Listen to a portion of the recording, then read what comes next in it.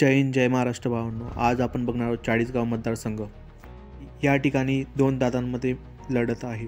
तर या ठिकाणी आपण बघू शकतात मंगेश दादा आणि उन्मेश दादा या दोघांमध्ये लढत आहे। तर आपण या ठिकाणी बघू शकतात की मागच्या 2019 मध्ये कोणाला किती मत मिळालं आणि त्यात कोण निवडून आलं आपण या ठिकाणी या व्हिडिओमध्ये बघणार आहोत। आणि 2024 ला कोण निवडून येणार याचे आपण पोल घेतलेला आहे, तर यामध्ये आपल्याला दिसू शकतो।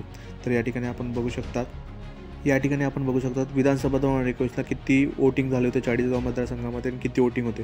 तर या ठिकाणी बघू शकतात 3,41,016 इतकं या ठिकाणी वोटिंग होतं। त्या ठिकाणी मेल कॅन्डिडेटसाठी पुरुषांसाठी 1,81,000 वोटिंग होतं। त्यानंतर महिलांसाठी 1,60,438 इतकं वोटिंग होतं। तर टोटल वोटिंग झालं होतं 2,16,276 वोटिंग झालं होतं। नोटाला वोट झाले होते 16,077।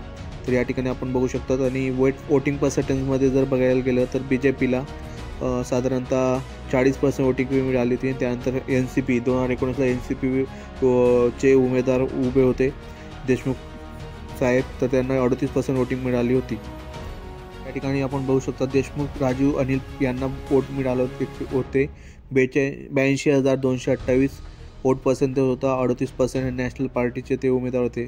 त्यानंतर या ठिकाणी बघू शकता मुरलीधर खोटकर यांना 4600 मतं मिळाले होते।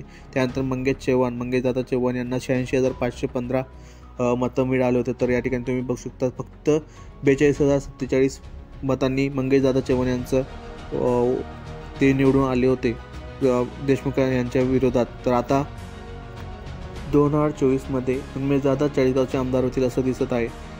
आपल्या चॅनलवरती आपण पोल घेतला होता, तर या ठिकाणी दिसत आहे उन्मेश दादा यांना 89% लोकांनी पसंती दिली होती आणि मंगेश दादा यांना 11% लोकांनी पसंती दिली होती।